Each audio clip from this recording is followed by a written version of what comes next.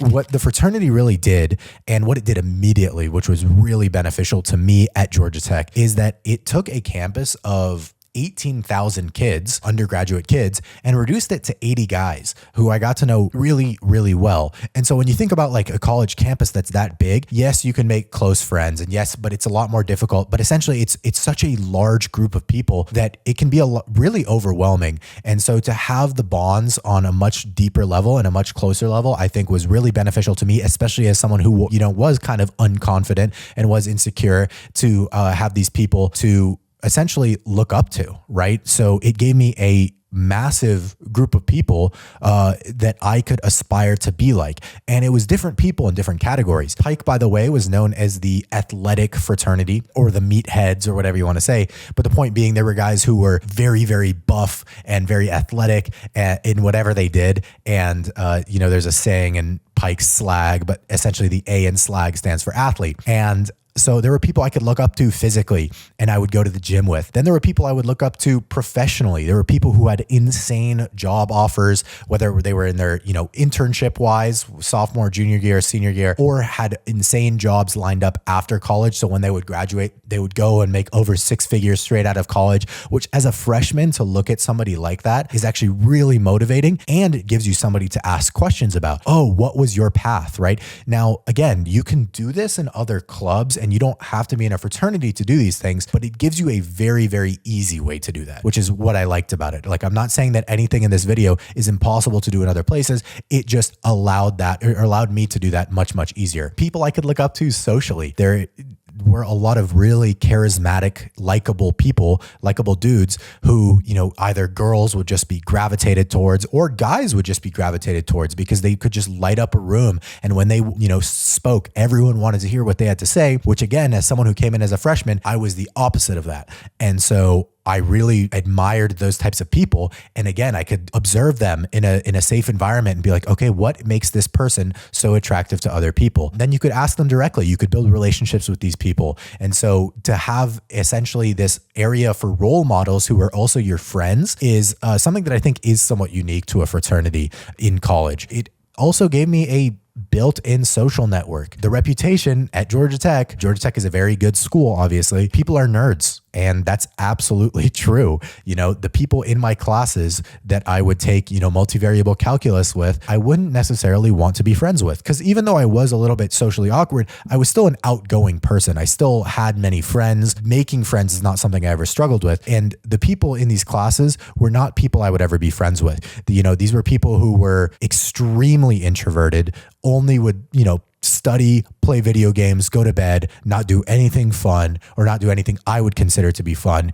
And so it would have been really hard for me to build that social network if I were not in Greek life at Georgia Tech. And there literally was almost a difference between the people who were in Greek life at Georgia Tech and those who weren't, such that I knew virtually everyone in Greek life by name. And so even though I said that there were 18,000 kids undergraduate and it reduced it to 80 for my social network, it actually kind of felt almost though the entire Georgia Tech class was more around 3,000, which was around the population of Greek life. And so those were the people I got to know really well. And those were the people I would see, out at the bars, at parties, etc., and hold classes with. Even my friends, the friends that I did make in my classes, were actually in fraternities, but other fraternities than my own. But it was rare that would I become a really close friend with a GED, which is essentially an independent, like not affiliated with Greek life. Again, have nothing against those people. It's just the way that it worked out for me. It also gave me a place to let loose. Georgia Tech was a very academically rigorous school. And, there were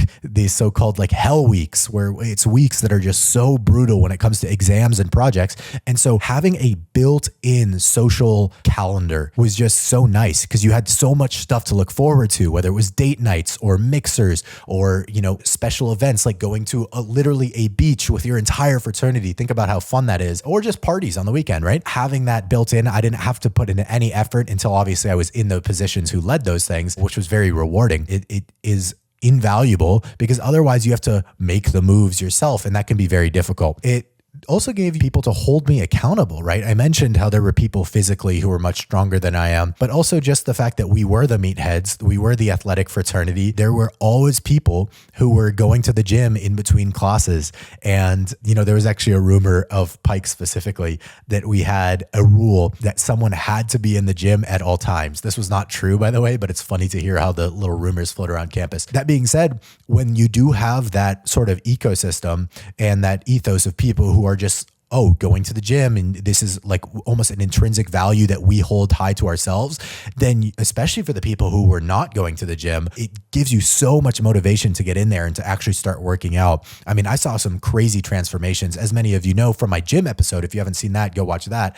But I had been working out since sophomore year of high school, but there were people who didn't start working out until college. And I saw transformations of people literally gaining 40 to 50 pounds, total transformations from the gym, and Pike being the main reason why they did that. And I'm going to put it aside here and just say that this may sound like an ad for Pike. This is not an ad for Pike. It's an ad for what fraternities can give you. And Pi Kappa Alpha, which is the full name, may not be the right fraternity for you. But if this stuff sounds like something you might be interested in pursuing, then you should rush multiple fraternities and see what is the best one for you. Pike just happened to be the best fit for me. It also gave me a professional network. There's alumni, a super broad alumni network, which, people, it's not even nepotism at that point, right? But to have this group of people that you can leverage literally on LinkedIn, I could go and message virtually any other Pike in the country and be like, yo, I want a job where you're working. Could you slide me a referral? And they would almost definitely say yes. And if a Pike came to me and said that, I would also do that for them. And there are people, very, very successful Pikes, who actually, we had an alumni of our specific chapter who essentially hires a ton of Georgia Tech Pikes because he knows the type of people that we produce. And so having that professional network is invaluable, and that can't be understated. I actually got my first job, I'm a software engineer now.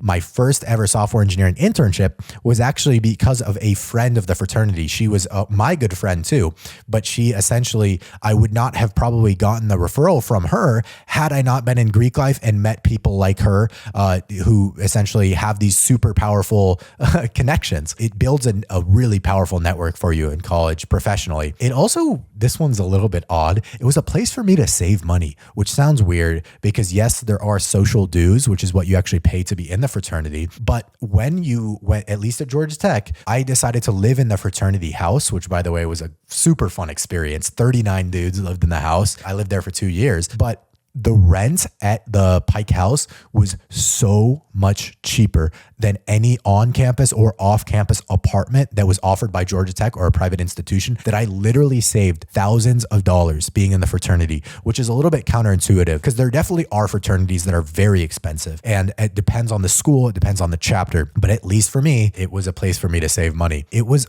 a place for me to learn leadership. And this is arguably one of the most important ones, and one of the ones I got the most out of being in Pike, because I was able to eventually hold the presidency title, but a bunch of different positions before that. It was almost like a sandbox for me to be in a leadership position of my peers, and the most important of which being president. And when I talk about being president, I ended up going to a president's conference in Memphis. This was during COVID, and it was a conference where literally the presidents of all the Pike chapters from around the country would come in for that single conference, and it was super fun. That was one of my most rewarding things I did as Pike president. But a statement that really stuck with me when it talked about being president of a fraternity was the person who was leading the conference said, "This is the position where you have the most responsibility, the least power, with zero risk." So what does that mean, right? The most responsibility because you are in charge as president of essentially leading the direction of the chapter. You are also legally responsible for if anything happens. If something terrible were to happen, you're the one who's actually legally liable. Also, if stuff starts going wrong, even that's not maybe legally, then the entire chapter looks to you and blames you. You are essentially the liaison between your chapter and nationals and your chapter and the school administration. So it's a very, very big, important position. You have the least power because I'm not in charge of anyone, right? As much as the brothers, I would like them to respect me, which is really how you had to lead as a president of a fraternity. I can't fire them. I'm not their dad. So they don't have to do what I tell them. which made this really rewarding experience of you had to lead in such a way that people wanted to follow you, which I think is the best type of leader to be. And so being able to learn that was super valuable. And then the last part of that was zero risk, right? As long as you're not doing something really, really stupid, then people's livelihoods aren't on the line, right? If you think about like if you're a CEO of a company, if you make a bad decision, people could lose their jobs, right? If you're a doctor and you make a bad decision, people could be seriously hurt, right? In this little sandbox, which is why I described it as that, any mistake I made, it might suck in the moment, but nothing was really on the line. So it was really great, a really great learning experience because of that. I can honestly say with complete confidence that I would not have been happy at Georgia Tech were it not for my fraternity and were it not for my specific fraternity experience.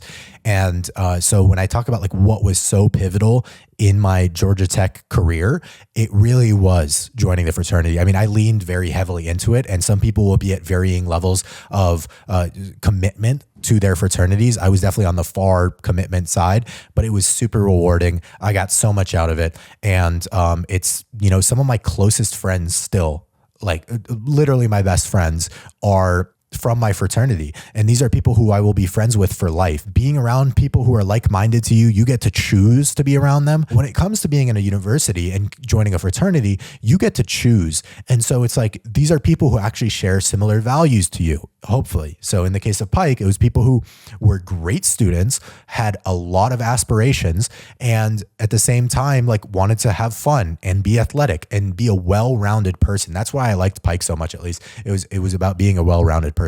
If you enjoyed that video, make sure to go check out the full episode, and don't forget to like and subscribe for more content.